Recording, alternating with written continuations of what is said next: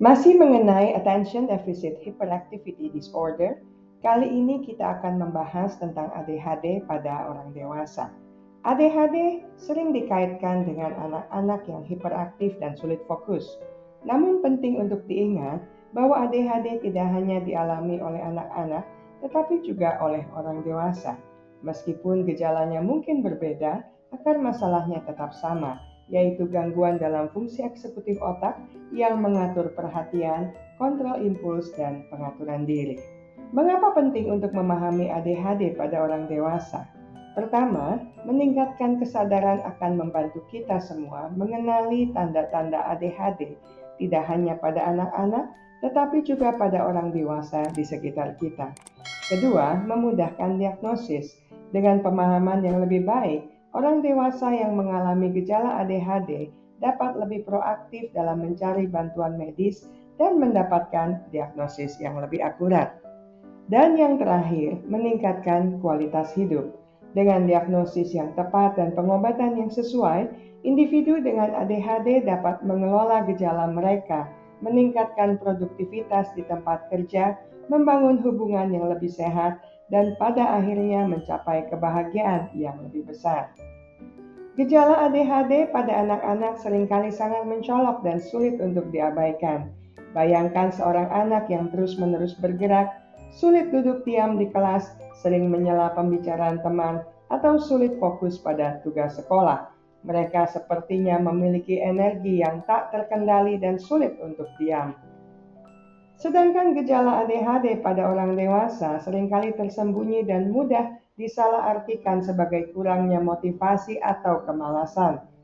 Di balik penampilan yang tampak biasa saja, individu dengan ADHD sering berjuang dengan tantangan sehari-hari yang signifikan. Mereka mungkin kesulitan mengatur waktu, menyelesaikan tugas, dan menjaga fokus. Misalnya, sering terlambat ke pertemuan, memulai banyak proyek tanpa menyelesaikannya, atau sulit berkonsentrasi saat membaca. Impulsivitas juga sering muncul, seperti terjadinya keputusan mendadak untuk berhenti dari pekerjaan. Kesalahpahaman yang umum adalah menganggap ADHD sebagai masalah motivasi atau kemalasan, padahal ini adalah kondisi neurologis yang memerlukan perhatian serius. Jika tidak ditangani dengan baik, ADHD dapat menghambat potensi seseorang dan mempengaruhi berbagai aspek kehidupan. Mengapa gejala ADHD pada anak dan dewasa berbeda? Pertama, karena perkembangan kognitif. Seiring pertumbuhan, otak kita semakin berkembang, termasuk kemampuan untuk merencanakan, mengatur, dan mengendalikan diri. Namun pada individu dengan ADHD, perkembangan ini mungkin tidak seoptimal yang seharusnya. Akibatnya, gejala ADHD pada dewasa seringkali lebih kompleks dan melibatkan kesulitan dalam mengelola kehidupan sehari-hari yang lebih mandiri. Kedua, karena faktor lingkungan sosial. Anak-anak dengan ADHD umumnya berada dalam lingkungan yang lebih terstruktur seperti sekolah. Struktur yang jelas seperti jadwal yang konsisten, aturan yang tegas, dan dukungan dari guru serta orang tua dapat membantu anak-anak dengan ADHD untuk lebih fokus dan mengatur perilaku mereka. Orang dewasa memiliki lebih banyak fleksibilitas dalam mengatur lingkungan mereka, namun lingkungan yang kompleks dan menuntut seringkali dapat memperburuk gejala ADHD. Pekerjaan yang memerlukan konsentrasi tinggi, multitasking, dan manajemen waktu yang baik bisa menjadi tantangan besar. Stres yang tinggi baik di tempat kerja maupun kehidupan pribadi juga dapat memperparah gejala dan memicu masalah kesehatan mental lainnya. Kurangnya pemahaman dari lingkungan sekitar mengenai ADHD dapat membuat orang dewasa merasa terisolir dan sulit untuk berkinerja baik. Ketiga, karena kemungkinan terjadinya kondisi kesehatan lain. Pada orang dewasa, ADHD seringkali disertai dengan gangguan kecemasan, depresi, atau gangguan bipolar. Kecemasan misalnya dapat memperburuk kesulitan fokus dan meningkatkan impulsivitas, sementara depresi dapat menyebabkan kehilangan minat dan motivasi. Komorbiditas ini dapat saling memperkuat, sehingga membuat gejala ADHD menjadi lebih berat dan sulit dikelola. Untuk memastikan seseorang benar-benar mengidap ADHD, Para ahli kesehatan mental menggunakan pedoman yang sangat ketat. Pedoman ini yang tercantum dalam Manual Diagnostik dan Statistik Gangguan Mental atau DSM kelima bertindak seperti peta jalan untuk mengidentifikasi pola gejala yang khas. Salah satu kriteria penting adalah munculnya gejala sejak masa kanak-kanak. Meskipun bentuk gejalanya mungkin berubah seiring bertambahnya usia, akar masalahnya harus sudah terlihat sejak kecil. Ini seperti sebuah sidik jari unik yang mengidentifikasi ADHD. Gejala ADHD tidak hanya muncul di satu tempat, misalnya di sekolah. Untuk mendapatkan diagnosis yang akurat, gejala harus terlihat jelas baik di lingkungan rumah, sekolah, maupun tempat kerja.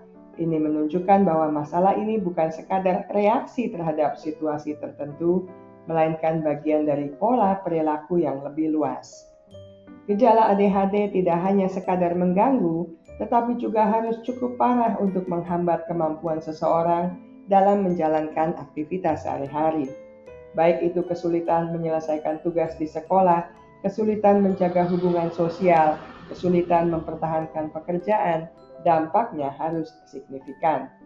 ADHD yang tidak terkendali bagaikan badai yang mengamuk di dalam diri, mengguncang fondasi kehidupan seorang dewasa.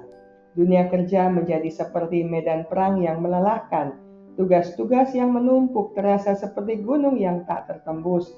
Konsentrasi yang mudah buyar membuat deadline semakin dekat, dan impulsivitas seringkali menyebabkan kesalahan fatal. Ketidakstabilan pekerjaan pun menjadi bayang-bayang yang menghantui seseorang. Hubungan interpersonal juga tak luput dari dampaknya. Impulsivitas yang tak terkendali seringkali menyakiti hati orang-orang terdekat. Kesulitan mengelola emosi membuat suasana menjadi tegang dan pertengkaran tak terhindarkan. Komunikasi yang terputus membuat kesalahpahaman semakin mendalam, menjauhkan diri dari orang-orang yang dicintai. Kesehatan mental pun ikut terpengaruh. ADHD seringkali menjadi pintu masuk bagi tamu tak diundang, seperti kecemasan, depresi, atau fluktuasi emosi yang ekstrim dalam gangguan bipolar. Kehidupan terasa seperti roller coaster yang tak terkendali, di mana kebahagiaan dan kesedihan berganti dengan cepat, meninggalkan bekas luka emosional yang mendalam. Mengobati ADHD pada orang dewasa bertujuan mengelola gejala yang seringkali mengganggu, meningkatkan kualitas hidup, dan membantu individu mencapai potensi penuh mereka. Pendekatan yang digunakan pun beragam, disesuaikan dengan kebutuhan unik setiap individu. Hanya saja, memeriksakan fungsi otak untuk memastikan kendala secara neurologis adalah salah satu langkah awal untuk memastikan kondisi ADHD dewasa sebelum mempertimbangkan pemberian obat-obatan.